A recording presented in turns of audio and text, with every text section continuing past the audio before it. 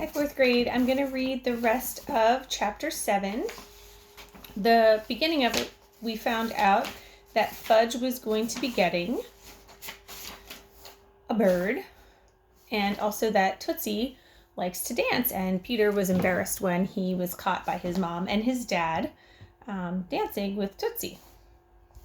So we left off when Fudge said, "So who cares? Uncle Feather came to town flying in the blue sky, yellow nose and yellow legs, and he belongs to me, oh my." "Come on, Grandma," Fudge said. "Dance with me now." He and Grandma held hands and danced around the room while Fudge sang his latest to the tune of Yankee Doodle. My family and their musical numbers were getting to be too much, so I took off for Alex's house for some peace and quiet. The next day, Mom, Dad, and Fudge went down to the pet store and returned with Uncle Feather, complete with cage, cover, a box of food, and a book called Getting to Know Your Mina Bird. "Bonjour, bonjour," Uncle Feather said over and over again. "That means hello in French," Fudge told me, as if I didn't already know. Dad carried the cage up to Fudge's room, which happened to be next to my room, and all afternoon, all I heard was, "Bonjour, bonjour," in a bird voice. I banged on the wall between my room and Fudge's. "Can't you teach him to say something else?" I'm trying, Fudge hollered. I'm trying, Uncle Feather repeated. "Well, I thought, we just got Fudge out of that habit of repeating everything I said, and now we've got a bird who does the same thing. Why didn't I keep my big mouth shut at the dinner table that night? Why didn't I convince Fudge to listen to Mom and get a canary, or Dad and get a," do you remember? "Parakeet." The next morning, when I went to have a look at Uncle Feather, he greeted me with, "Bonjour, stupid." "Isn't he smart?" Fudge asked. "Doesn't he learn fast?" "Yeah, he's terrific," I said. As I left the room, Uncle Feather called out, "Goodbye, stupid! Goodbye!" "Goodbye yourself," I said. Yourself, he repeated. "And he likes to eat worms and insects and plants," Fudge said at breakfast, "so I'll have to go find him some worms." "Oh no," Mom said. "He'll be very happy eating the food we bought for him at the pet store." "But Mommy," Fudge said, "you wouldn't feed Tootsie just one kind of food, would you?" "That's different," Mom said. "Tootsie is a baby. Uncle Feather is a bird." "I know that," Fudge said, "but Uncle Feather needs worms to be happy. You want him to be happy, don't you?" "I'm sure he can be happy without worms," Mom said, pushing her plate aside. "Let's talk about this later," Dad said. "It's not the best breakfast conversation." Worms, Fudge sang. "That's enough, Fudge," Dad said. But Mom was already in the bathroom, and she didn't come back to the table. Grandma came to visit the following weekend and was surprised to find that Fudge no longer slept in the hallway outside of my parents' bedroom. "I have to sleep in my own room now," Fudge told her. "Uncle Feather needs me." "Of course he does," Grandma said, standing in the front of Uncle Feather's cage. "And you're a lovely birdie, aren't you?" Lovely birdie, Uncle Feather said. Grandma laughed. "Oh my, and so smart. So smart, oh my, so smart," Uncle Feather said. That night, Mom and Dad went out, and Grandma stayed at home with us. We all watched TV together. Tootsie was on Grandma's lap, having her late-night bottle. "So how's kindergarten going?" Grandma asked Fudge. "I have a nice teacher," he said. "She says I'm as sweet as my name."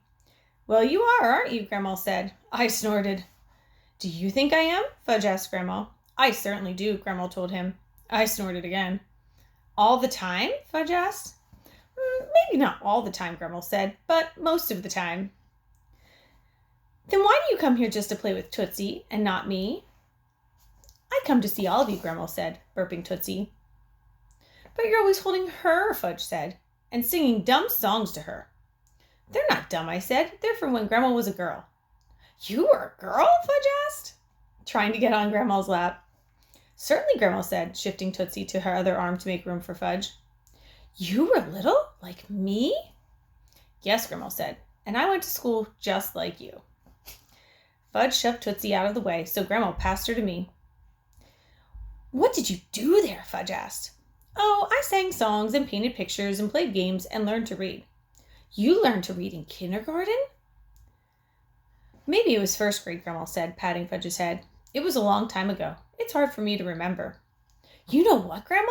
Fudge said. "Know what?" I'm the middle child now, so I need lots of attention. Who told you that? Grandma asked.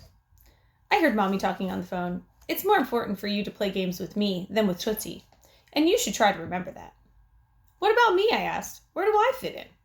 You don't need attention, Fudge said. You're in 6th grade. I was beginning to get annoyed. That doesn't mean I don't need attention. Everybody needs attention, Grandma said. Even you? Fudge asked. Yes, even me, Grandma told him. Who gives you attention? Fudge asked Grandma. My friends and my family, Grandma said. You should get a bird, Fudge said. A bird would give you lots of attention, and a bird wouldn't care if you were in the middle child or not. Neither would a dog, I said. You should get a dog, like Turtle. As soon as he heard his name, Turtle looked up and barked. Tootsie opened her eyes and said, Ga, ga, goo, ga. That's right, I told her. Now go back to sleep. Grandma went upstairs to tuck Fudge into bed, and I went up to put Tootsie in her crib. Good night, sleep tight, Grandma said to Fudge. Good night, sleep tight, good night, Uncle Feather called. Grandma dropped the cover over his cage. It's the only way to shut him up. And even then he kept on calling, good night, until I kicked the base of his cage. After we'd had Uncle Feather for 2 weeks, Fudge was ready to bring him to school for show and tell. Mrs. If invited the other kindergarten class to come and see him, and I got special permission from Mr. Green to skip half of English and go down to Fudge's room in case of an emergency. Do you think there'll be an emergency? Mrs. Hildebrandt's kindergarten class marched in and sat in a circle on the floor right behind Fudge's class. Uncle Feather's cage stood in the middle of the circle. When everyone was settled, Fudge pulled the cover off the cage and said, Presenting Uncle Feather! Do you remember who Mrs. Hildebrandt is? The teacher that he called Ratface? Ooh, all the kids said. What a beautiful bird Farley has, Mrs. Hildebrandt said. Isn't he a beautiful bird, class? Yes, Mrs. Hildebrandt's class answered, sounding like robots. Yes, what? Said Mrs. Hildebrandt. Yes, Farley has a beautiful bird, her class said together. He speaks French, Fudge said. Does he really? Mrs. Hildebrandt asked. Yes, Fudge told her. Well, what a coincidence, Mrs. Hildebrandt said. So do I. She went right up to Uncle Feather's cage, bent over and said, Parlez-vous français? Uncle Feather cocked his head, looked straight at her and said, Bonjour, stupid! That is the end of chapter 7. So how do you think Mrs. Hildebrandt felt being called stupid by a bird? Tomorrow night's chapter is titled Naturally Fortified.